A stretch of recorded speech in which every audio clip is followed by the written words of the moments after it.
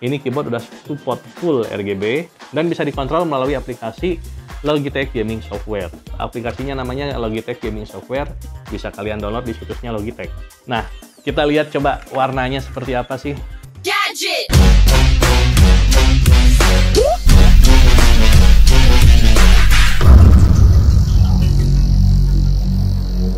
Halo, ketemu lagi dengan Pak Levi di channel Gadget Gang. Setelah minggu kemarin kita bahas gadget-gadget lain yang mungkin nggak ada hubungannya sama hidup kalian, minggu ini kita mau bahas sebuah gadget yang ya sebenarnya bisa dibilang gadget atau bukan sih. Tapi ya yang jelas ini barang elektronik, bisa disebut gadget, dan yang jelas ini pasti kalian pakai. Kalau kalian punya komputer atau HP atau laptop, kalian pasti butuh gadget seperti ini. Namanya apa? Namanya keyboard. Nah, hari ini kita punya Logitech G512 Carbon Series. Jadi ini bukan keyboard yang untuk kaum mendang-mending, karena harganya mending buat makan di angkringan mungkin 3 minggu atau lebih. Tapi apa sih yang bikin istimewa dari keyboard ini? Yang bikin harganya ya bikin yang UMR-nya kayak UMR Jogja ketar-ketir. Buat yang belum tahu, Logitech memiliki beberapa seri dari keyboard-keyboardnya. Salah satunya adalah seri G seperti ini, yaitu seri untuk kalian para gamers. Gamers banget nggak sih? Nah, untuk hari ini kita ada G512 Carbon. Jadi, apa sih sebenarnya yang istimewa dari keyboard seperti ini? BTW ini berat banget loh. Nah, mari kita bahas videonya. Nah, keyboard tuh ada dua jenis. Yang satu adalah membran, yang satu adalah mechanical. Bedanya apa sih? Bedanya adalah di teknologinya sendiri. Kalau di mechanical keyboard yang kalian pencet itu touch-nya menggunakan linking mekanik. Linking itu bukan linking pad, tapi maksudnya adalah perantara antara si tombol yang kalian pencet dengan perangkat yang di dalam keyboardnya itu sendiri. Bisa itu motherboard, bisa itu PCB, ya tapi intinya itu pasti motherboard. Nah, keyboard mechanical seperti ini, dia punya keunikannya tersendiri, yaitu daya tahannya yang jauh lebih lama daripada keyboard-keyboard membran, dan juga yang jelas suaranya yang gurih banget. Jadi kalau kalian biasa pakai keyboard membran yang mahal sekalipun, sekalinya kalian pakai keyboard mechanical, bakal terasa banget perbedaannya. Nah, G512 yang kita pegang hari ini memiliki switch romer G yang berwarna biru. Jadi tipenya itu taktil, jadi lebih smooth. Kalian nggak butuh tenaga besar buat mencetnya. Dan kalau kalian tipe yang suka ketak-ketik, emang ini suaranya lumayan gurih. Sebenarnya secara pribadi saya rasa nggak segurih dengan switch yang berwarna coklat atau mungkin disebut brown, romer brown atau apalah, pokoknya intinya yang warna coklat. Karena ada 3 jenis, yaitu yang coklat, biru, dan apa satu lagi ya. Coba komen di kolom komentar karena saya lupa. Nah, G512 ini spesial karena dia merupakan satu dari beberapa keyboard yang sekarang masih memiliki USB switch di keyboardnya itu sendiri. Jadi kalian bisa nyolokin adapter atau aksesoris lain ke keyboardnya langsung. Nggak usah jauh-jauh ke colokan USB dari komputer atau laptop kalian. Jadi buat kalian tipe-tipe orang mageran, ini bisa jadi penyelamat hidup kalian. Ya, karena saya juga salah satunya yang pakai ini buat nyolokin joystick kalau main. BTW buat joystick kalian punya rekomendasi nggak sih? Joystick yang murah-murah aja, yang kayak bentuknya kayak PS2 stick gitu. Coba kalau kalian punya, komen di kolom komentar ya. Nah, romer switch sendiri ini diklaim bisa tahan sampai 50 juta klik. Jadi buat kalian yang mau ngitung 50 juta klik tuh, kalau misalnya kalian ngeklik satu harinya 1000 klik kayak gini, itu mungkin bisa bertahan sampai 50.000 hari, yang berarti berapa tahun nggak tahu, malas ngitung. Kalau kalian tahu berapa, komen aja di kolom komentar. Hal lainnya yang unik dari keyboard ini adalah bahannya yang merupakan aluminium, full chassisnya ini aluminium. Jadi kalau kalian sentuh ini adem, nggak kayak keyboard-keyboard yang plastik yang kalau kalian sentuh tuh teksturnya kayak gritty gimana gitu. Ini nggak, ini mulus banget. Tapi kalau kalian pakai keyboard yang metal seperti ini, hati-hati aja. Pastikan komputer kalian di grounding dengan benar. Grounding komputer kalian, jangan sampai ada listrik statis atau listrik yang ngumpul di komputer kalian. Karena apa? Karena bahan metal seperti ini bikin kalian gampang banget kesetrum. Serius. Saya sering kesetrum waktu komputernya belum di-grounding secara benar. Nah, setelah di-grounding kok jadi enak gitu. Jadi kalau belum di-grounding, kerasanya tuh kayak kesengat-sengat, biasanya di daerah ujung kayak gini.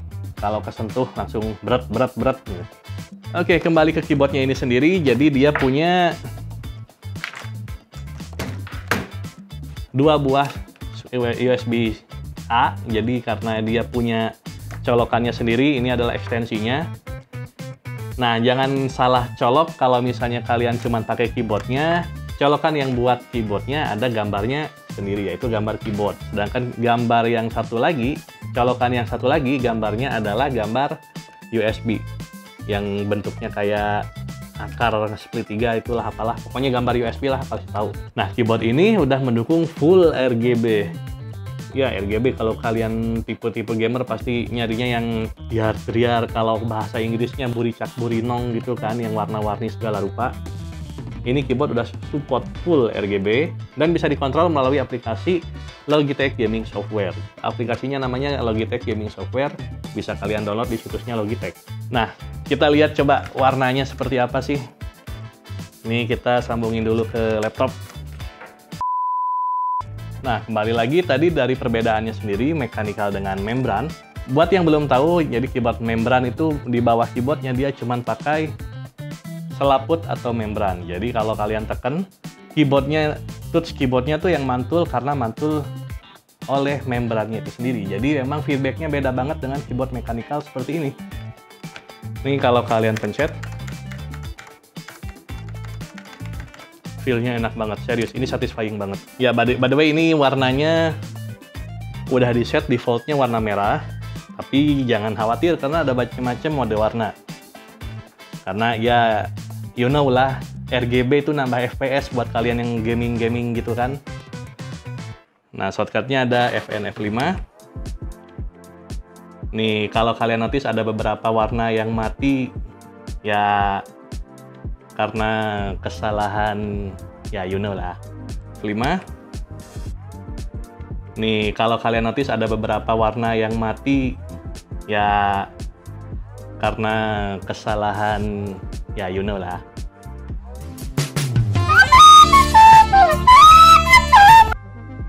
Jadi ini ada beberapa mode warna, ada wave, ada yang breathing kayak gini, ada juga yang apa ya disebutnya, ya yang gini-gini lah, pokoknya yang bahasa Inggrisnya buricak burinong tadi. Nah, ini salah satu mode yang unik, yaitu yang wave. Jadi kalau kalian pencet, ini tombolnya bakalan nyala. Terus juga ada beberapa mode dari kecerahan RGB-nya sendiri. Jadi lampunya bisa kalian gelapin kalau misalnya kalian di kamar yang gelap, kesepian, merenung dalam hujan. Ini bisa kalian gelapin sampai kalian matiin juga bisa. Jadi ini bisa dim, posisinya ini udah paling gelap. Terus kalau kalian pencet lagi, lampunya mati. Jadi ya, tinggal sesuaikan aja sama kebutuhan kalian. Gitu. Kalau mau yang terang, benderang seperti masa depan, anjay, tinggal di full kan aja. Kalau enggak ya seadanya aja, terserah, bodo amat. Yang jelas dengan keyboard harga segini, emang ini fiturnya bisa dibilang cukup.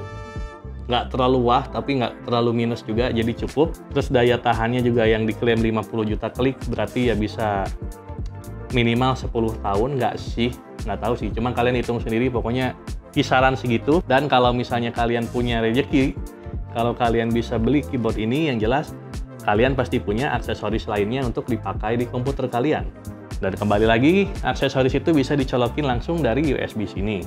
Tapi ingat, ini USB-nya cuma USB 2, jadi kalau kalian mau mindahin data, nyolokin hard disk, flash disk, atau SSD apalagi, mending jangan ke sini, karena ini pelan. Jadi ini cuma buat peripheral aksesori dari komputer kalian. Nah, sekarang review suaranya kayak gimana sih? Karena ini menggunakan switch warna biru, yang ya suaranya juga bisa dibilang tajam, nggak terlalu tajam juga, dibilang smooth juga ya, nggak smooth juga karena masih kedengeran suaranya, tapi ya ini deh dengerin sendiri.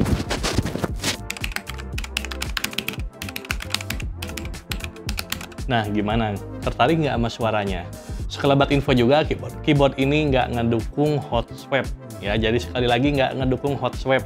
Kalau kalian tahu biasanya keyboard mechanical yang sekarang, yang zaman now itu, kalau kalian buka keycap dari keyboardnya sendiri, kalian bisa langsung cabut si switch-nya itu. Nah, keyboard Logitech biasanya nggak support hot swap seperti itu. Jadi kalau kalian mau ganti switch, kalian harus bongkar keyboardnya, kalian harus solder, karena ini masih menggunakan solder di switch-nya, jadi kalian harus solder, lepas switch-nya, pasang switch yang baru, solder lagi, pasang lagi. Jadi kalau misalnya keyboard yang full size yang 100% kayak gini, berarti ada 104 switch yang harus kalian ganti, kalian solder satu-satu, dan harus kalian pastikan fungsinya benar sesuai aslinya.